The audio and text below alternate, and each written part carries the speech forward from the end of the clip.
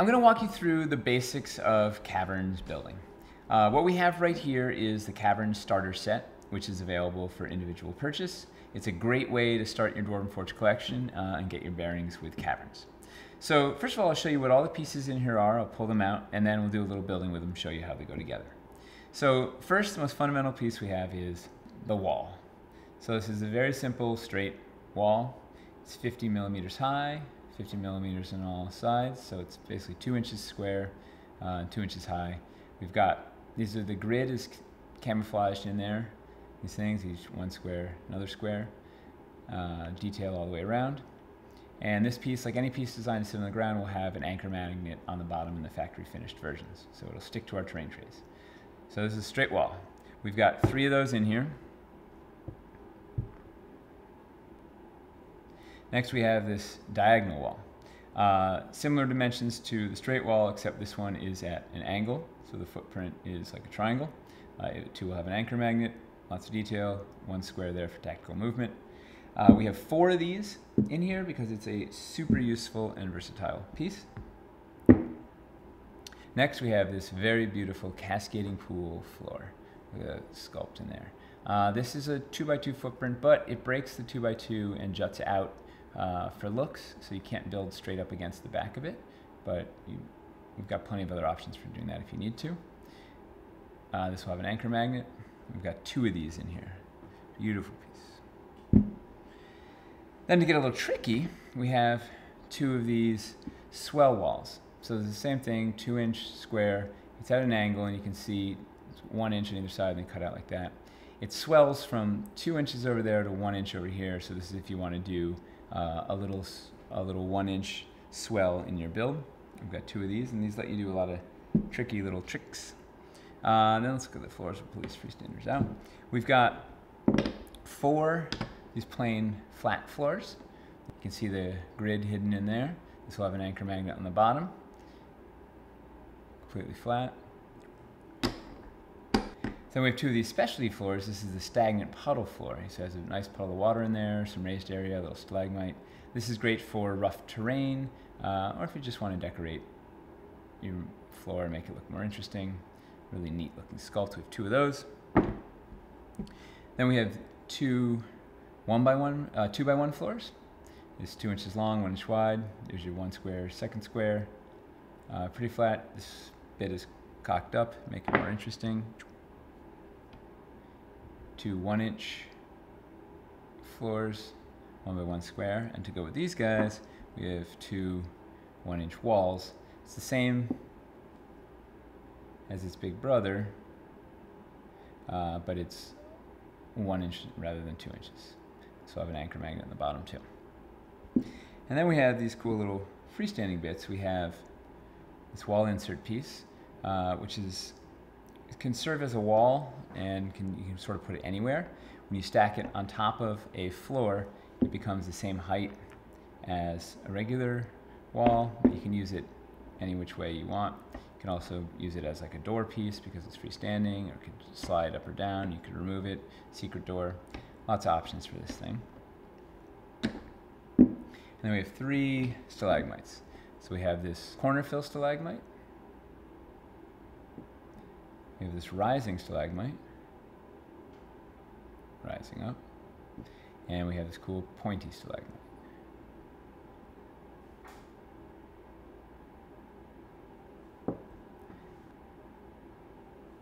So basic building, you just start with a floor or a wall, and you just start butting the pieces up against each other. You put a couple of walls up against the floor, throw in a corner, boom, you started building a room.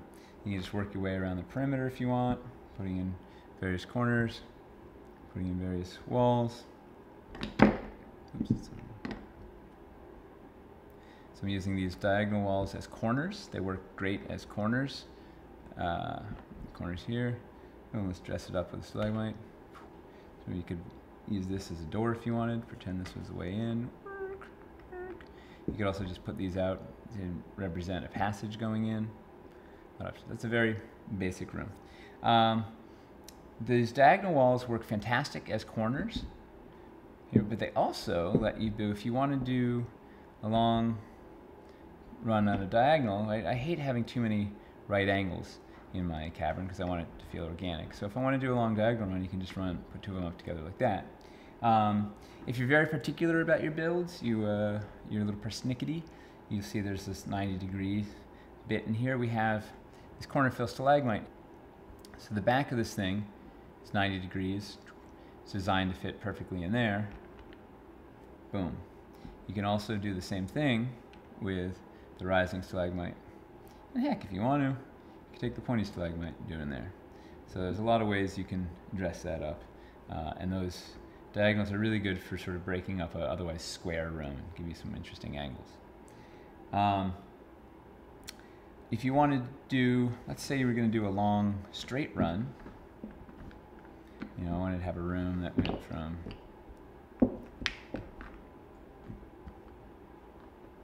here to here, and you didn't want to have the same piece repeating 3 times in a row because it just doesn't look real. You could swap out that straight wall, put a floor, and then bring the wall insert piece and drop that in as a straight wall. And you know what's nice about this is double-sided, so you could use either side you want depending on how you want it to look or feel. And then of course this could also be some sort of door thing or whatever. You could also have it a little opening on the way in, something like that. This gives you a lot of options to break things up. I'm going to swap the floor out to make it look more interesting. Boom, boom.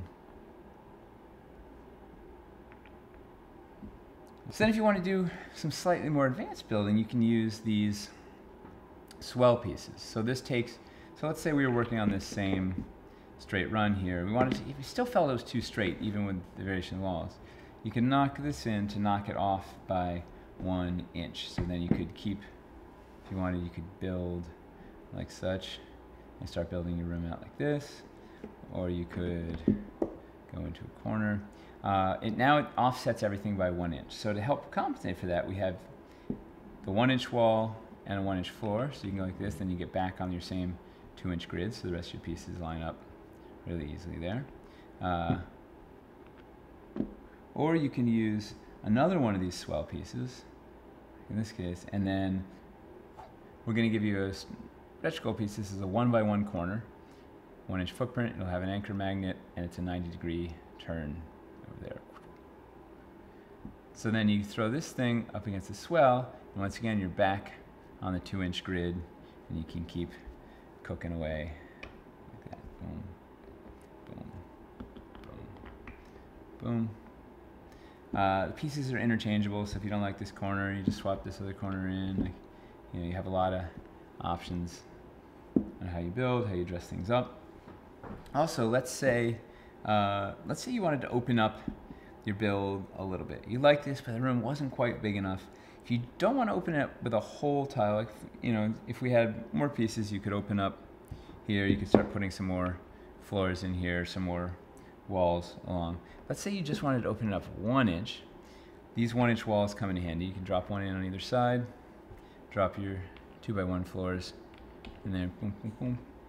You just open it up by 1 inch. Similarly, you could do the same thing on the other axis. Now we want to go up this way by 1 inch. You throw the 1 inch wall here.